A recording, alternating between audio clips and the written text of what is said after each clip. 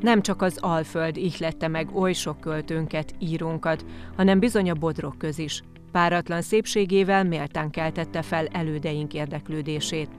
Kazinczy Ferenc, a magyar nyelvújítás vezéralakja egész különleges módon írta le ezt a tájat, amelyben a szőlőkkel teli hegyvidék és a sík terület találkozása egyedülálló természeti értéket képvisel.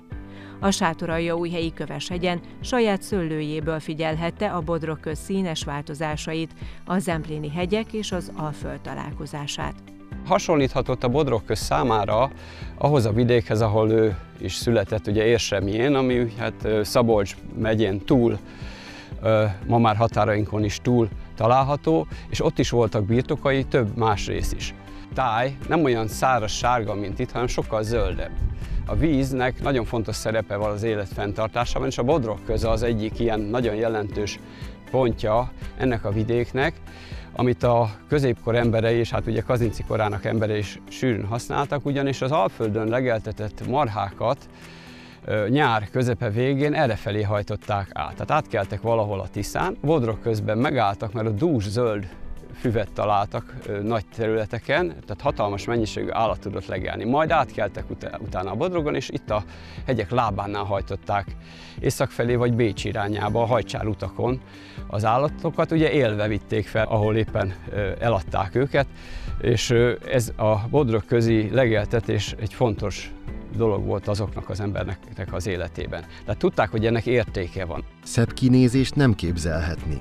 3 oldalról egy végtében Valán körülölelve hegyekkel, előttünk pedig Szabolcs felé a legszebb lapán nyúlt el rétséggel, s majd fakó, majd zöld, majd kék erdőkkel a színnek minden nüanszaiban, mely erdők közül a Tokaji-hegy maga, mint Forgebirg dominálva emelkedett fel. Így emlékezik vissza Kazinczy Ferenc erre a vidékre. Egy rajzot is készít arról a látványról, mely a Várhegyről tárult elé. Ebben megjeleníti mindazt, ami a két tájegységben és azok találkozásában egyedülálló. Amikor ő ezt a rajzot készítette, akkor azt írta hozzá, hogy még nem volt meg azon az új szőlőjén a házikója, tehát amit tervezett ide, talán sose készült el, hanem csak egy bodega volt, amiben ők éppen akkor itt meghúzódtak, és innen készítette a távolban látható Tokaji-hegy irányába ezt a rajzot, amelyen ráadásul támpontként a sárospataki katolikus templom tornya is látszott. Azt is leírta, hogy nagyon szép a táj, különösen a szabolcsi lapályt emlegette, nem Bodrogköz néven hívta, nyilván tudta, hogy ez így van. A Bodrogköz, mint az Alföld és a Zempléni hegyek találkozásának páratlan szülötte, így maradt meg Kazinczy emlékezetében.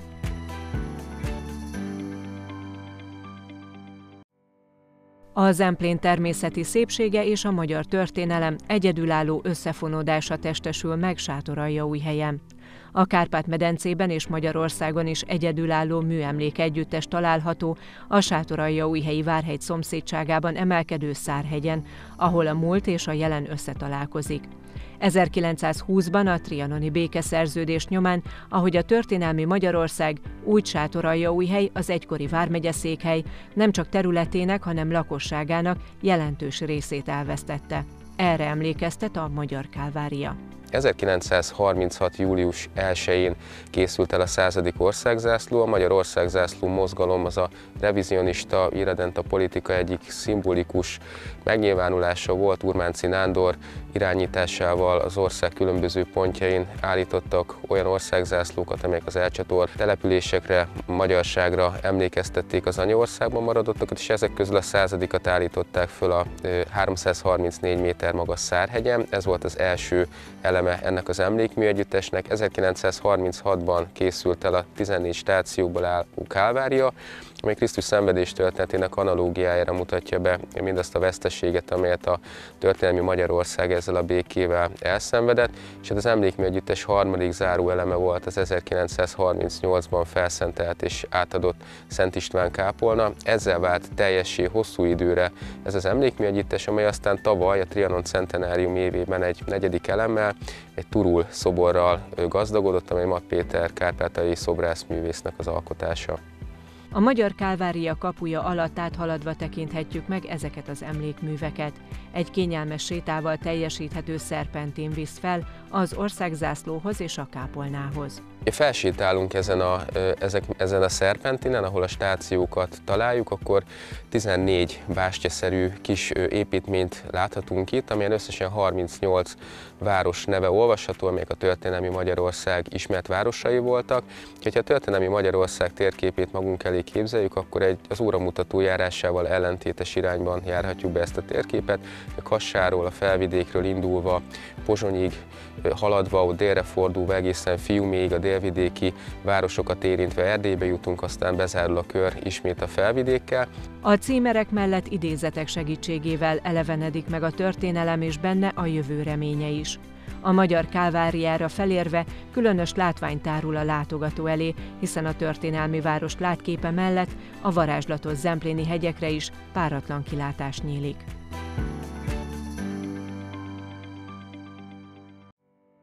Ha ma azt mondjuk, hogy Kazinczy Ferenc, rögtön Sátoraljaújhely Széphalom jut eszünkbe. Ennek kapcsán azonban kevesen tudják, hogy nyelvújítónk tervei között egy olyan filagória építése is szerepelt, ahonnan ráláthatott a szívének kedves településekre. A Szilvás és Hátsó mező nevű, majd gyümölcsültetvényekkel és szántófölddel borított domboldalak magasabb pontjairól valóban páratlan látvány tárul elénk. Bár a filagória soha nem készülhetett el, Kazinczy emlékirataiban mégis megőrizte mindazt, ami innen láthatóvá vált számára. Gondolatban és a valóságban egyaránt. A Kazinczy családnak ez egy fontos birtoka volt, nem csak maga az a terület, amit ma Széphalmi Parknak, Kazinczy lakóhelyének, illetve a sírkertnek tekintünk, hanem azon kívül is jóval nagyobb terület.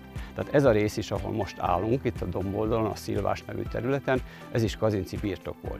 Itt erdő borította a területet, sőt azt a részt is, ahol a házát felépítette, nagy tölgyfákat vágatott ki, gyümölcsfákat és szőlőskertet is gondolt erre a területre, illetve a domb legmagasabb pontjára, ahol egy szent tölgyliget állt, illetve a dombon túl levő erdőkre gondolt, de bizonyosan állt egy szép idősebb tölgyfákból álló liget, amit ő kinézett magának, hogy ott egy pavilont készít, ahonnan gyönyörű kilátás adódik. A nem túl meredek, de 160 méter fölé nyúló dombokról volt, amit valójában láthatott Kazinczy, de volt olyan is, amit inkább emlékezete, képzelete révén vélt látni.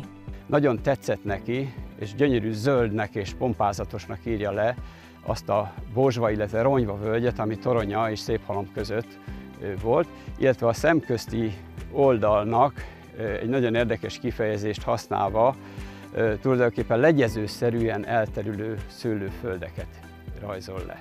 Leírja azt, hogy látja Csörgőt, Legenyét, Kistoronyát, Nagytoronyát. Hát Nagytoronyát innen sem nagyon lehet látni, mert a domb takarja, de lehet, hogy akkor mások voltak a terepviszonyok egy kicsit. Néhány dologban lehet, hogy ő hozzágondolt még dolgokat, hiszen jobban ismerte, és talán nem is pont innen, hanem ennek a dombnak a tetejéről. Lehet, hogy ő ott járt, és onnan valóban látta ezeket a dolgokat egy panorámában.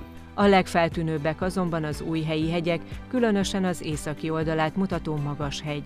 Ez, aminek nevét Kazinczy itt nem írja le, eltakarja a Sátoraljaújhely városát, és talán ezért írta a nyelvújító, hogy csak a tornyai látszanak.